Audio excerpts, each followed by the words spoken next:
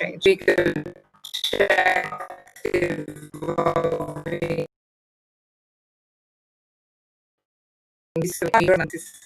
this is going to be around the world, so you have to reduce the waste and you have to recycle more the product. So we are going back to this idea that, well, sometimes, you know, just in time, I know because of my background is also on textile and fashion, so I know a little bit also of parts business, and this idea of having several collections per year where you have products that sometimes do not last a long time, and then they are relatively cheap, and then you can change them.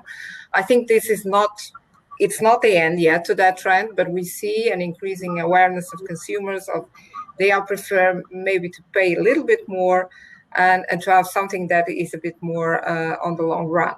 Now the question is, of course, the big discussion we are having now in Europe, and I think this is a discussion everywhere else, is how much is the consumer willing to pay?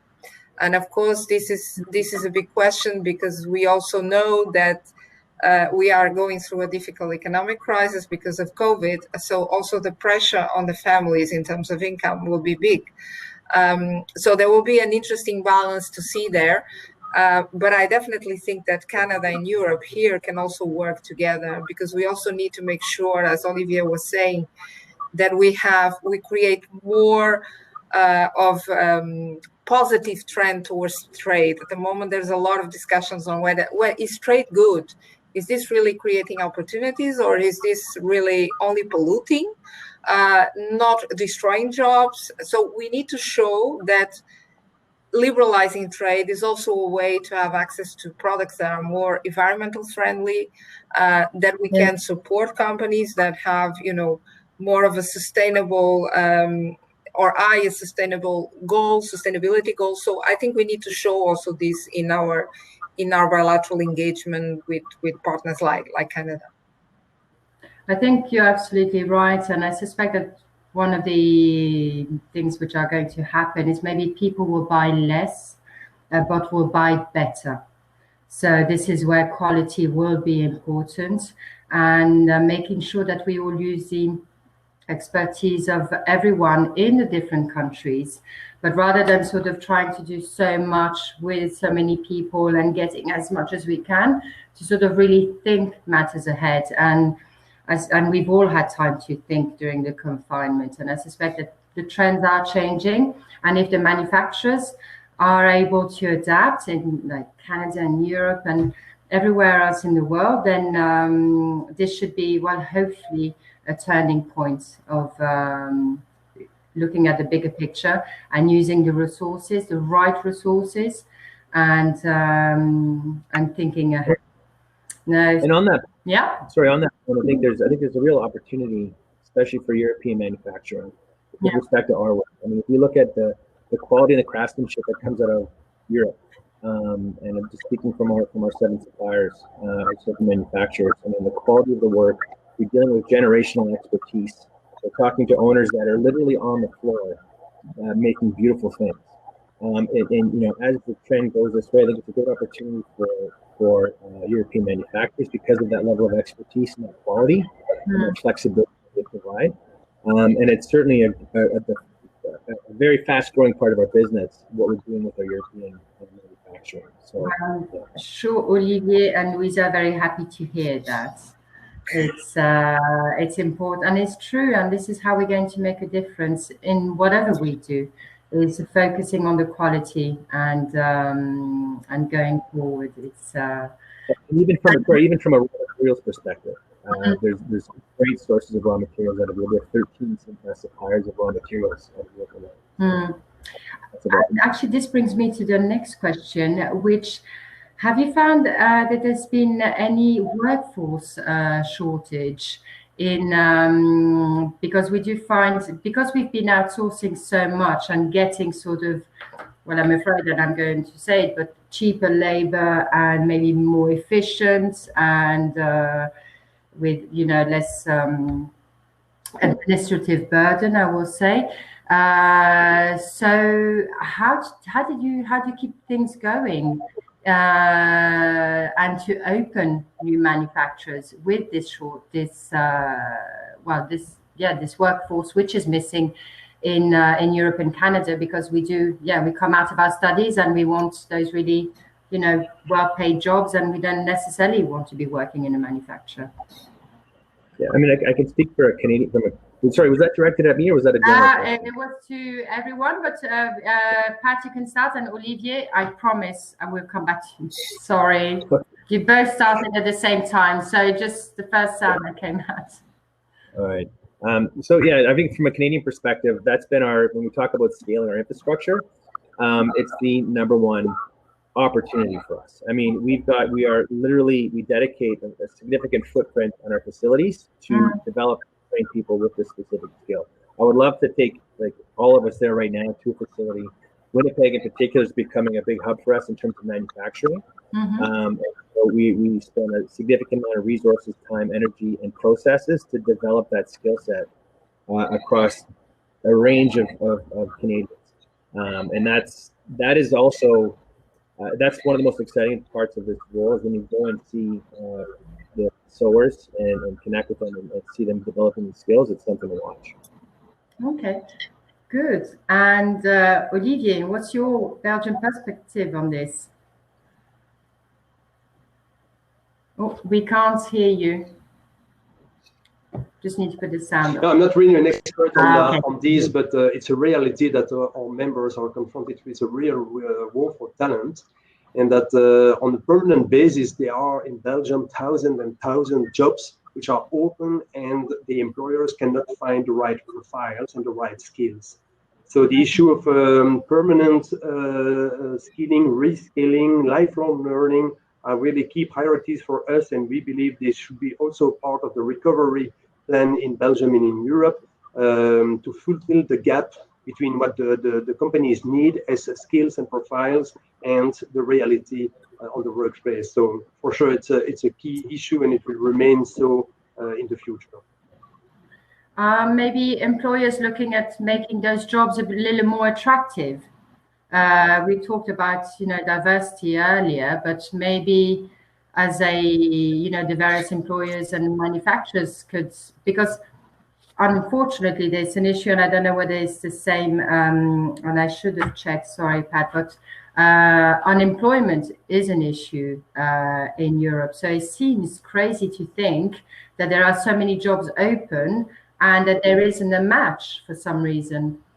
So are there some studies being made? Maybe, Luisa, you're aware of something on a European level to try and sort of balance sort of unemployment rate, which is there, and all of these jobs which are not being taken, which would help even out, no? Yes, I mean, this is something that we are looking with our social partners, so with the trade unions, trying to find some concrete ideas around what is needed.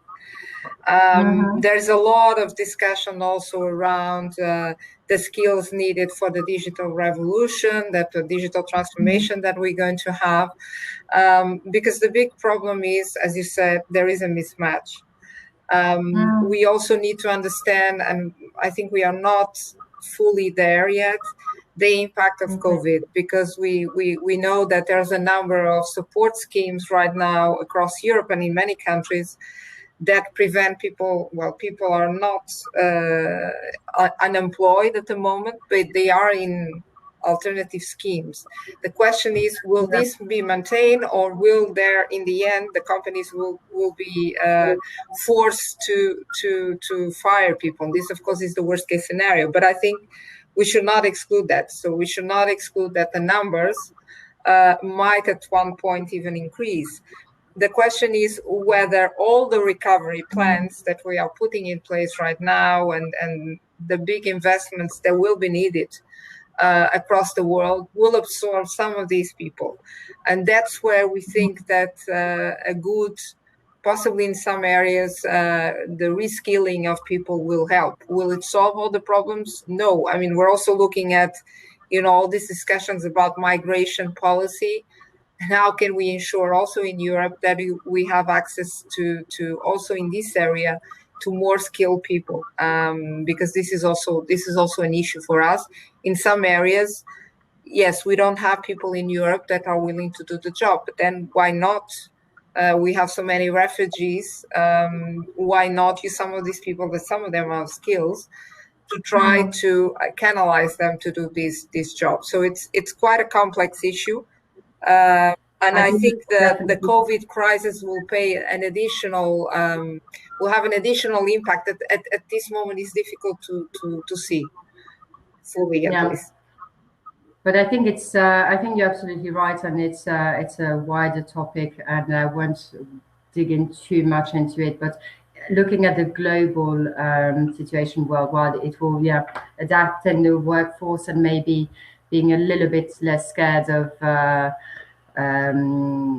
just using all of the resources we have, and welcoming resources, and helping people also to change their professional background and adapt to a new demand, so that their profiles actually fit to this new demand. And this is a world we live in now, which is, rapidly evolving. So, but no, it's and actually, I'm looking at the time. We're doing pretty well. We've already done quite well. So we are shortly going to open to some questions. And how long would closing? Well, I might come back to that. I need to read it clearly. But I'll just, so one last question. Yes, actually, that's a question for you, Luisa. The different realities of manufacturing a product in a European state, in the various states, because it's true, I tend to look at Europe as a global continent, but we do have quite a difference between Western Europe and Eastern Europe. So maybe you'd like to develop on that? Look, I think that there are still differences in many areas, but I would not put Eastern Europe and Western Europe as such, because we have even differences within Eastern Europe. We have countries that are not part of the euro, for instance, and that makes already some difference.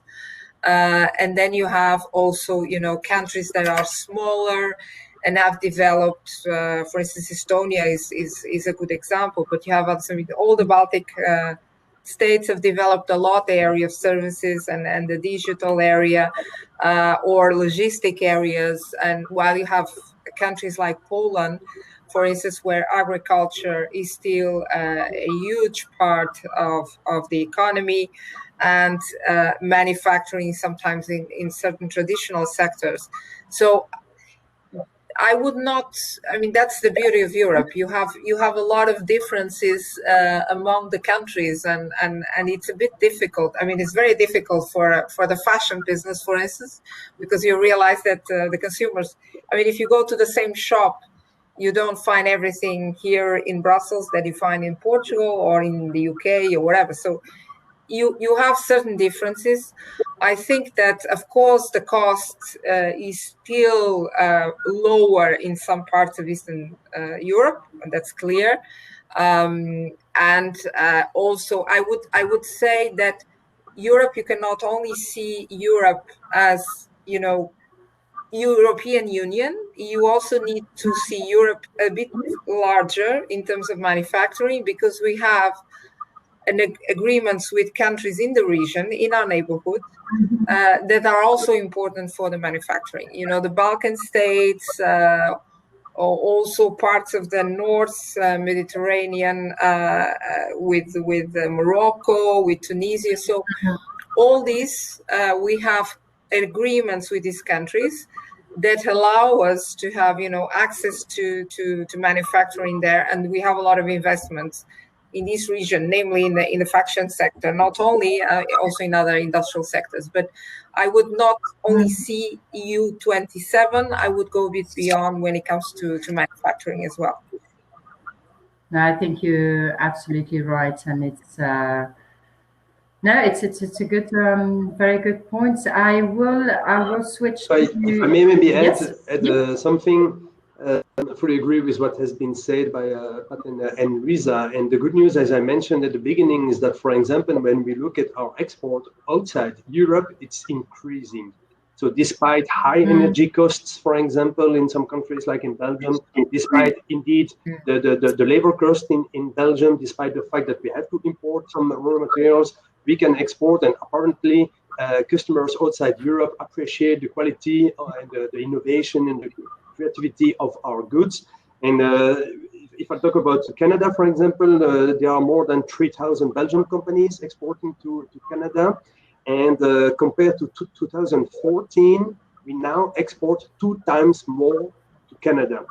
So it's too early to make a direct link with CETA and the entering into force of CETA in 2017, but the numbers are there. We see since the entering into force of CETA, a permanent increase of our exports to Canada. And sorry, Pat, but this increase is bigger than the increase of the import from Canada. So there's still room for improvement. But I'm talking about chemical products. I'm talking about transport equipment. I'm talking about food and drinks, for example. Apparently, you are passionate about the Belgian beers, but it's a good news. But no, seriously, as I said, despite some high costs in Europe, we can still export, and so I think it's a good news. And we dare to make a link with CETA, which really created new opportunities, which reduced costs to export, to import. And so we believe that we can gradually make a link with CETA and the good numbers.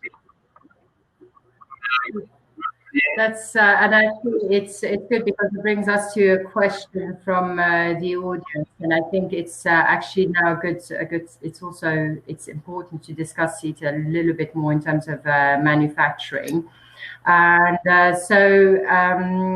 and we talked about workforce earlier. So this question actually does bring both topics really well together, and I will direct the question directly to you, Pat, because you also in terms of practical terms, in terms of the Canada Goose business. So we nearly lost you when you were about to answer a question, which would have been a shame. So are the CETA rules well designed for your business? And what needs to be addressed, and then there was another question in there, but I will direct it to Luisa, if that's all right. But back to you, Pat. So, have you found that the CETA rules are well designed for your business?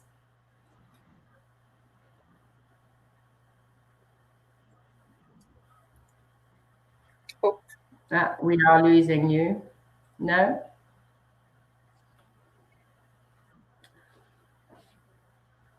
Well, maybe no. I'll give Pat a few more seconds, and otherwise I'll come back to you, Luisa, if that's all right. I think we have a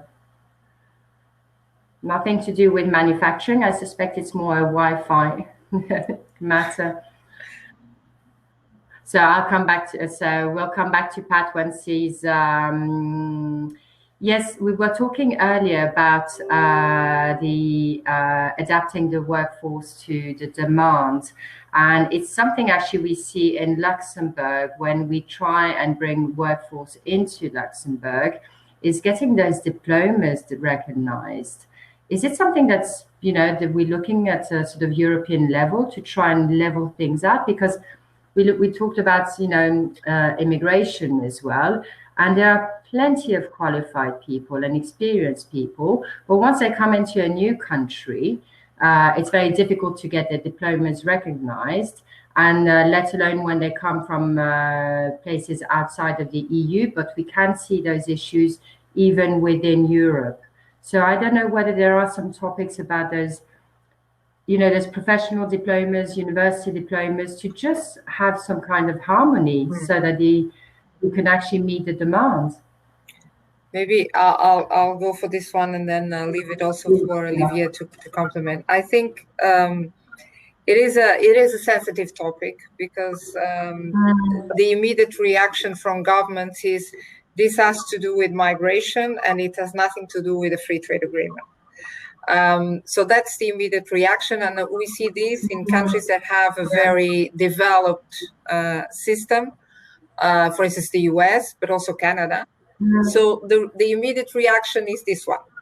Then we need also to explain that this is important to facilitate the trade and investment, because your money or your goods today, they don't go alone. I mean, if you are exporting a machine, you are also exporting the service behind it, and this includes, in many cases, maintenance. Sometimes you can do it without, a distance, using the digital means, but many times you need to send people there, or you need to train the people in the country that you want to send a machine to. So you need to facilitate also this movement of people. And this is a big question. I mean, with all these discussions around Mode 4, what is Mode 4, and this is to facilitate people going to the country, is a big problematic topic in every trade negotiations. We also ask, usually as European business, to have mutual recognition. But what can we expect in the agreement is an agreement on the framework. And then it's up to the professional organizations on the two sides to develop this framework. Because, of course, the rules are not necessarily the same. And we know that, for instance, with CETA, we did it for the architects. But there are a lot of professions. And then you need, I mean, if you create the legal framework in the agreement to facilitate this, it's always up to, the professions on both sides to come up, okay, these are the standards we need to meet, and then it's done. But this also requires an engagement from both sides on the mutual level. And sometimes this is easier, sometimes it's not. Definitely is one of the areas where I think we still need to do more with between Europe and Canada. Yes. Yeah, there's sort of a give and take. It's no, you're absolutely right. It's but yeah, and it's true, because we assume that when we talk about something such as trade, that that all of the other topics would be addressed. But no, Olivier, do you want to add something on this? Luisa did a tremendous job as always, and I forgot to mention that he is the Belgian member of Business Europe. So I'm checking the quality of the answers, Luisa. That's just a joke. I'm being. It's an examination as well. It's recorded, huh? No. But seriously, fully agree with what Luisa mentioned. And as I said, we export a lot of transport equipment and equipment in general terms, machinery, and indeed, we very often need to also send some people to start the new equipment, or to train the people there, or for the maintenance, indeed. But you're right, Luisa, it's not an easy job, but let's be honest, it's sometimes also not an easy job within the EU. It's very often based on trust or untrust, lack of trust in professional qualifications in both countries. So it's a sensitive issue, but in the new economy, where services and goods are more integrated than in the past, the professional mobility is a key issue, and we have some worries, for example, as regards the future relationship between the EU and the UK on this matter. Yeah, you're absolutely right. Welcome back, Pat, and good timing. We were ready for the next question, which was a question about fashion. So we mentioned it briefly earlier, but it would be indeed worth coming back to it. Yep. So fashion and relevant trends, at least for women, although I do believe men take, also care about how they look or how they want to, be seen. So I think it's men and women. And how long would clothing last if mainly an issue of fashion, not of quality? Yeah. So your views on this, Pat? Yeah, I think it's the question's really around is the lifetime of an item more based on the trend versus the actual quality. I think the from my perspective, and you can see it, the industry is going through a transformation right now and rethinking how we approach items and garments and that sort of thing. The bottom line is that there will always be trends. People will always want to wear something that's in style. No matter what you're paying for that item, no matter what that item is, the way it's made and the way it's sourced, you can see the transformation happening even with the small, like the disposable fashion items. There are commitments to make that more sustainably. So fashion will always be a thing, trends will always be a thing, but how those items are made will continue to evolve as the consumer does.